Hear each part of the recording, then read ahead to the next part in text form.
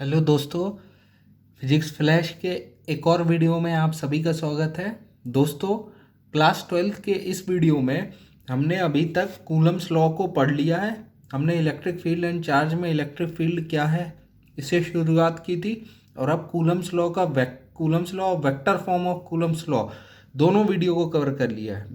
इतने video cover करने के बाद अब हम एनसीईआरटी के क्वेश्चंस को सॉल्व कर सकते हैं।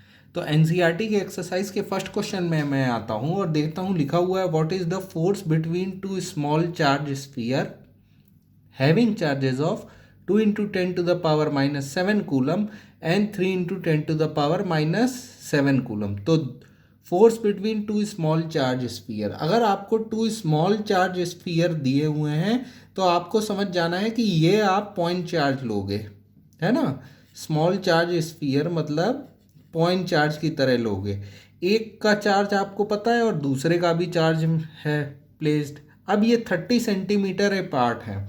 30 सेंटीमीटर को आप सेंटीमीटर नहीं लेंगे, जब भी डिस्टेंस लेना है अपन को मीटर में लेना है। अगर कूलम चार्जेस ले रहे हैं तो ये हो गया 0.3 मीटर दोनों के बीच में डिस्टेंस। तो आर हमारी डिस्टेंस होती है बिटवीन बोथ द चार्जर। तो आर है 0.3 मीटर। एक चार्ज है मेरा 2 into 10 to the power minus 7 metre, और जो दूसरा चार्ज है वो है 3 into 10 to the power minus metre sorry coulomb, 3 into 10 to the power minus 7 coulomb. आप दोस्तों ध्यान से देखिए कि एक चार्ज दूसरे चार्ज, अगर ब्लू वाले चार्ज को देखूंगा तो रेड के ऊपर अगर ये फोर्स लगाएगा तो दोनों के साइन पॉजिटिव है तो ये रिपल्शन देगा, तो इसका फोर्स इस डायरेक्शन में होगा। ठीक है, डिस्टेंस तो सेम है पर ब्लू वाला जब रेड पे फोर्स लगाएगा, और इसको मैं इसको चार्ज 1 और इसको चार्ज 2 कंसिडर कर लूंगा, तो 1 2 पे जो फोर्स लगाएगा वो इस डायरेक्शन में लगाएगा, और सिमिलरली 2 जब 1 पे फोर्स लगाएगा तो वो इस डायरेक्शन में लगाएगा। ठीक है, तो वो इस डायरेक्शन में लगाएगा। तो फोर्स का मैग्नीट्यूड तो सेम रहेगा, इन दोनों का जो मैग्नीट्यूड रहेगा वो तो सेम रहेगा क्योंकि डिस्टेंस बराबर है, और का जो मैग्नीट्यूड है वो तो सेम रहेगा, और इनका जो डिस्टेंस है वो है, इनका फॉर्मूला है KQ1 Q2 upon R square. R जो डिस्टेंस है इन दोनों के बीच में जो डिस्टेंस है उसके बराबर रहेगा, सिर्फ डायरेक्शन अलग रहेगी, है ना। तो हमें फोर्स पूछा गया है, तो अगर फोर्स की सिर्फ न्यूमेरिकल वैल्यू मेरे को निकालना हो तो F क्या हो जाएगा आपका, KQ1 Q2 upon R square. ठीक है, और यहाँ पे K होता है 1/4πε0, और एप्सिलॉन नॉट की वैल्यू एयर या फिर वैक्यूम में होती है 8.854 into 10 to the power -12 coulomb square पर न्यूटन मीटर, कूलम स्क्वायर पर न्यूटन मीटर स्क्वायर। अब के की एप्सिलॉन नॉट की यहाँ वैल्यू आप पुट करेंगे तो के की वैल्यू आएगी 9 into 10 to the power 9।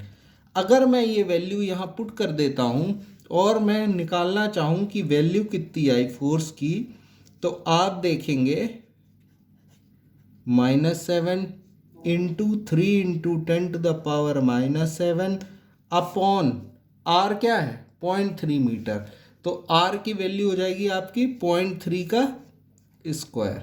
तो फोर्स हो गया ये आपका, अगर फोर्स की वैल्यू निकली 54 इंटू -14 एंड ये वैल्यू हो गई आपकी 0.09। ठीक है, 0.09, तो ये हुआ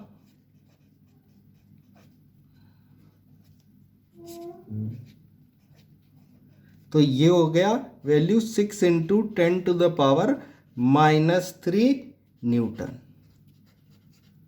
ठीक है,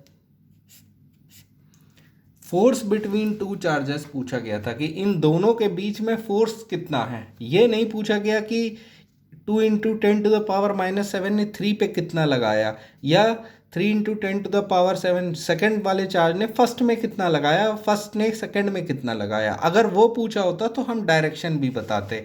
ये चीज़ मैंने आपको एक्सप्लेनेशन के लिए बताई है।